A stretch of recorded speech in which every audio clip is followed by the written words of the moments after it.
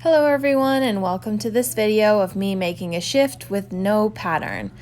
I decided against using the shift pattern from the Simplicity undergarments package because everybody says that it's not a historically accurate method and that it is really easy to use a historically accurate method. It's basically just triangles and rectangles, so I thought, what the heck, I'll just try it out. So to decide the width of the large piece, I basically laid on top of it when it was flat and wrapped it around me to get like the widest circumference. Then I added a couple of inches and divided it by half to get the width, and that's what I'm cutting out here. I think I ended up using something like 24 inches width. I didn't really pay that much attention to what I was doing. Probably wasn't the straightest line, but in the end it ended up okay.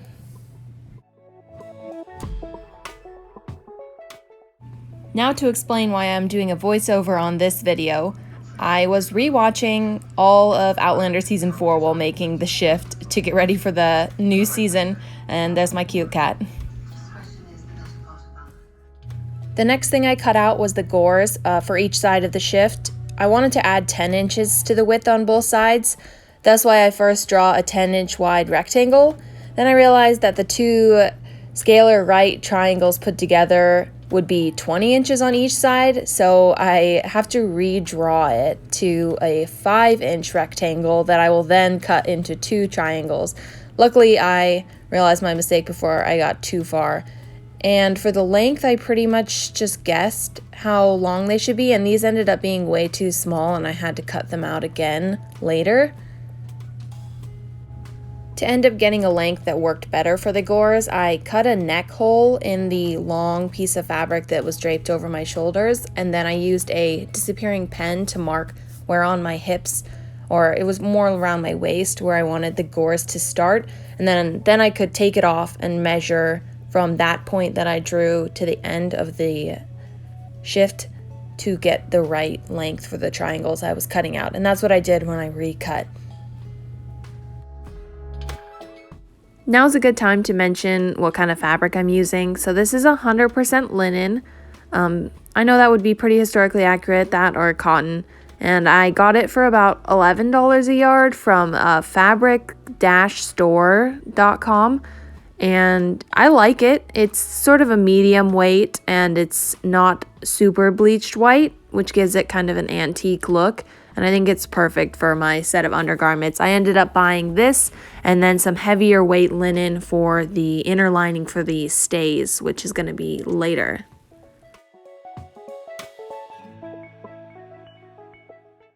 Next up was the sleeves. To get the right measurement for those, I measured the largest part around my arm and then added a couple of inches again for seam allowance and such. Then from my shoulder to my elbow for the length, which I knew I was going to cut down later, so I made them a little extra long. I cut these out in a pretty bizarre way, so instead of, I had the fabric folded, but then I still had to cut them out one at a time. I'm not sure what I was thinking, but it ended up okay. It just took a little bit of extra time. I'm not experienced, don't judge me.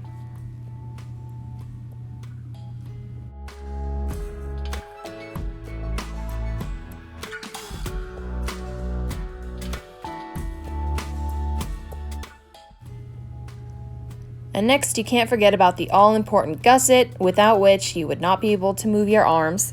I was going to YOLO it, but then I decided on a 4-inch square because that sounded like a nice round number, and I didn't really know how big these were supposed to be. I was kind of just using what I saw in other people's videos as a guide, and 4 inches looked like a good size. If you don't know what a gusset is, it's the thing that kind of goes in your armpit to give you more mobility so that the sleeve isn't just sewn directly onto the body of the outfit. Next step, I wanted to insert the gores into the shift, so I pinned the two right triangles together to create one symmetrical isosceles triangle that would go on each side. Throwback to 8th grade geometry, if those are even the right terms. These were sewed together first before attaching to the main pieces of the shift. My sewing machine does this lovely thing when I start sewing too fast, where this thread pulls right out of the needle and it shoots off in the machine and I have to readjust everything, and I think here I do it like 2 times in a row before actually holding the thread tight enough to start sewing. And I'm also sorry about how overexposed it is. I guess the white machine plus the white fabric plus the bright light is just too much for my stupid iPhone camera. And every time I would try to adjust, it would just go right back when I move the fabric again. So I can't really do anything about it. Sorry. All I'm doing is just sewing in a straight line as best I know how, with a unexact seam allowance that actually came back to bite me because I think I used too small most of the time. So when I finished the seams, it was kind of difficult.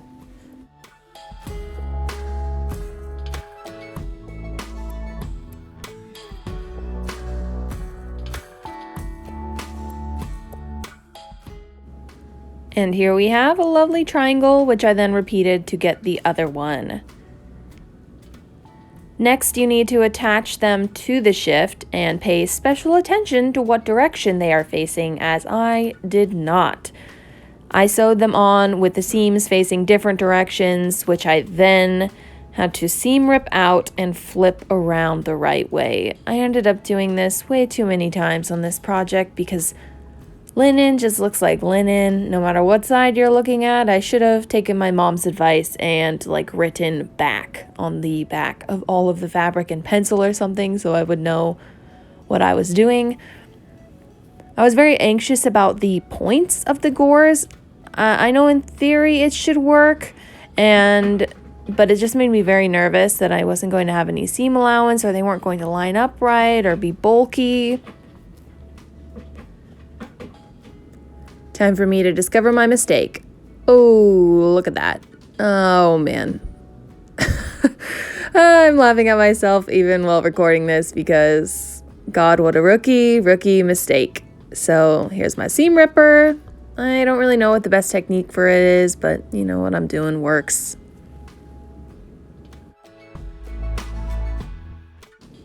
Now let's try that again, putting them in the correct direction this time, and then I also sewed up to the start of the armhole.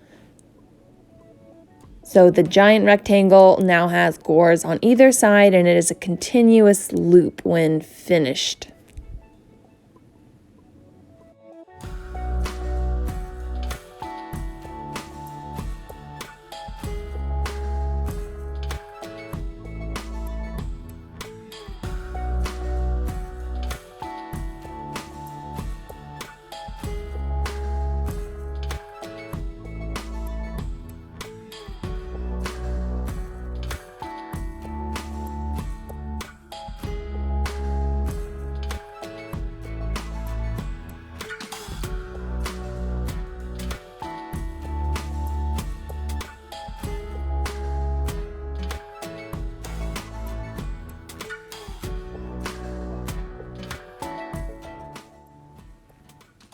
And here it is with the gores in, and I think maybe I did a little bit of iron on the seams like I should. I'm not sure though, I don't have any footage. Now it's time for the sleeves. I was so nervous for this. Thank the Lord for Morgan Donner's gusset video for guidance, because without a pattern, I would not have known how to sew these together. I tried to be very careful putting the gusset in correctly. I know it's very easy to accidentally sew the wrong sides of the squares to the wrong sides of the edges of the sleeve. So that's why I took forever here deciding.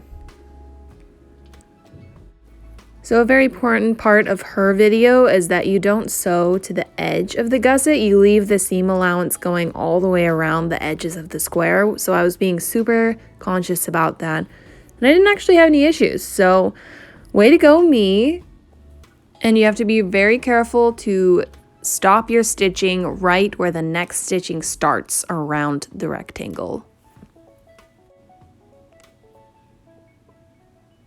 The gusset looks okay, I sewed it the right direction, and the next step is to just finish off the long edge of the sleeve, starting exactly where the last stitches ended, sewing in the gusset.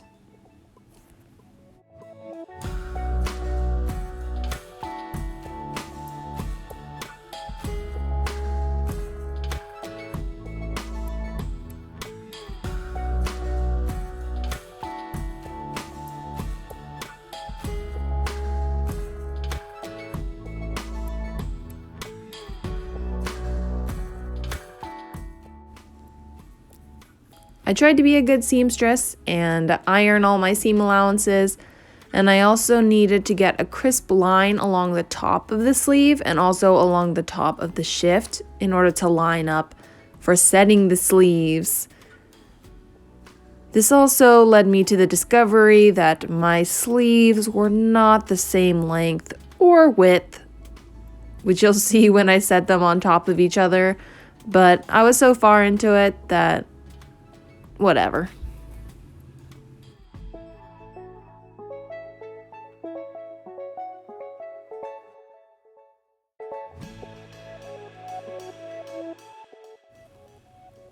It ended up that I sewed too far up the side seam because I was neglecting the area that the gusset was going to take up, so I had to seam rip it down a little bit. I just marked where I should end it, and that's what I'm working on here.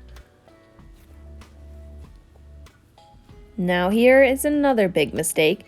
You can see me really trying to visualize the directions of the seams when the sleeve will be turned out, and I'm really thinking about it, and I chose wrong. I ironed it for a reason, but in my head, I thought that I needed to flip it inside out to then put it in the arm. Using the iron line on the top of the sleeve and the top of the shift, that's how I started lining up the sleeve in the armhole, and then I pinned around the armhole in a circle.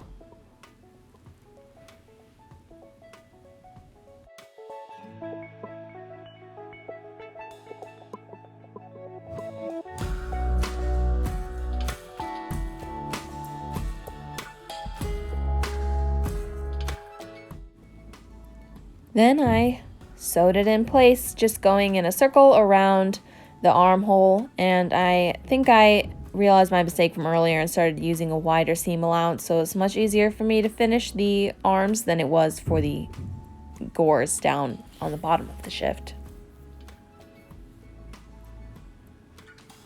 Now, here is me realizing my mistake in real time, flipping it out. Oh, hey, look, the top looks fine. Oh, crap. Look at that armpit. Oh, no. I saved you from me actually ripping it out and re-sewing it, but here it is correct. Very proud that all of my seams are on one side, and on the other side, everything is nicely finished. Way to go, Sophie.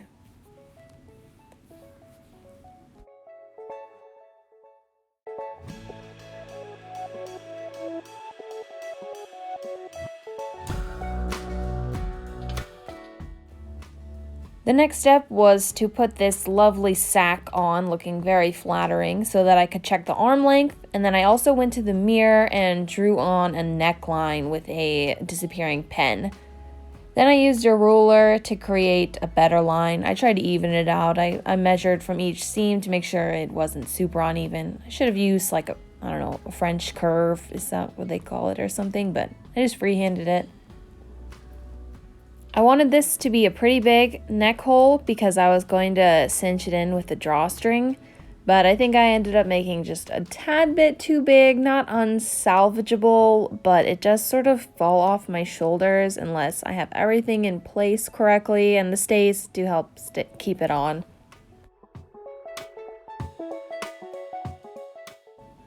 To finish off these raw edges and to also insert the drawstring, I turned the raw edges over twice in basically as small of as a hem that I could manage with still leaving room for the drawstring. And I did this every inch or so. I wanted to make sure that I didn't sew over the drawstring because, one stitch into the drawstring and it is no longer a drawstring and it is stuck in place. The string I picked is probably super historically inaccurate and is that horrible, shiny, slippery material that just will not tie together. I will probably end up stitching the bow to keep it in place once I find a good length for the neck hole where it stays on correctly.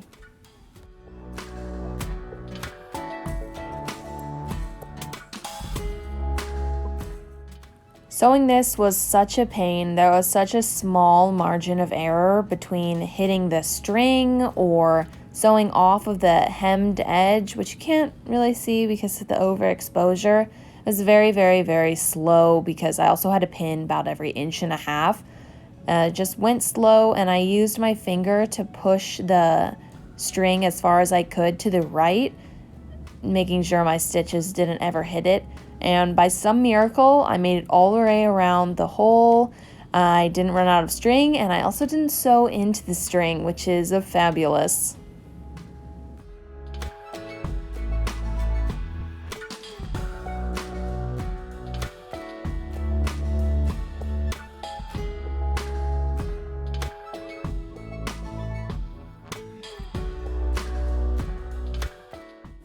I wasn't following anyone's instructions or guidelines here, so the drawstring is, it's on the inside. I didn't like poke holes for it to go around, but it works.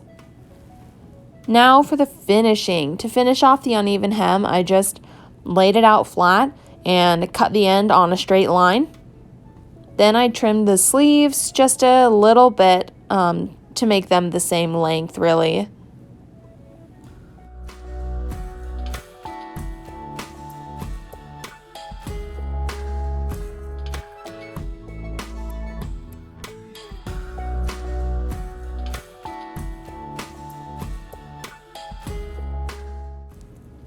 To finish the hems off, I basically turned it over twice on itself and ironed that in place and pinned it.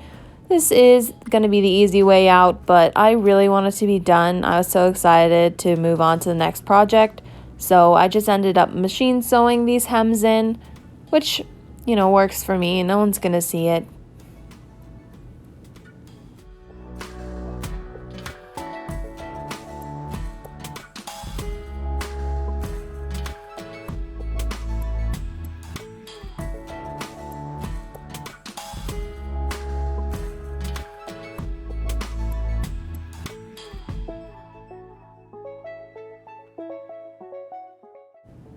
To finish off the seams, I ended up deciding to fell them by hand, which I think is the historical way to do it. I didn't really leave enough seam allowance to do really anything else, and it was fraying a ton, so this was a very critical thing I needed to do fast and try not to handle it very much. To start this, you trim one side of the hem down, and I always pick the shortest one. I know you're supposed to turn all of them to the back, but sometimes my one side of the seam allowance was a lot shorter than the other, so I just picked the short one and trimmed that one down. And then I flipped the long one and wrapped it around it. Sometimes, I think the one I'm pinning is a selvage edge that's being flipped around. And if it's super short, I just made sure that it was at least folded down once over the raw edge, just to help finish it off. And then just hours and hours and hours of hand sewing. I'm not a very practiced hand sewer. I look really awkward in this angle doing this. I'm also not using a thimble. I was using my legs for tension. I was pinning the end of the fabric between my legs to kind of pull it taut, and also using my hand under the fabric. It worked for me. It was definitely not the neatest, and I wasn't paying a super lot of attention to hiding the stitches on the front, but I think that will come with more practice. And it's white, and I was using white thread, and it's underwear. No one's gonna see it but me, so I'm happy with it. It's gonna do its function and stop the insides from fraying and falling apart.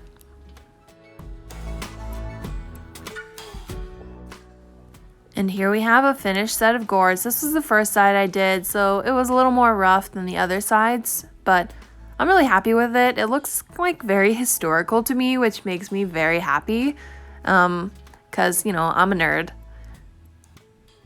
And here's the finished product. All the felling was done. I loved the shape it ended up with. And next step was to try it on with my mock-up stays, and I just felt so fabulous in this. I think it's so flattering. I like the arm length, and maybe it's a bit short. It kind of touches my knees, maybe a little bit below my knees, but it works. And here I am showing that the arms are movable, and the straps are helping hold on the neck, which is good. And that's the first project complete. Thanks so much for watching. The next video is going to be me completing the actual stays.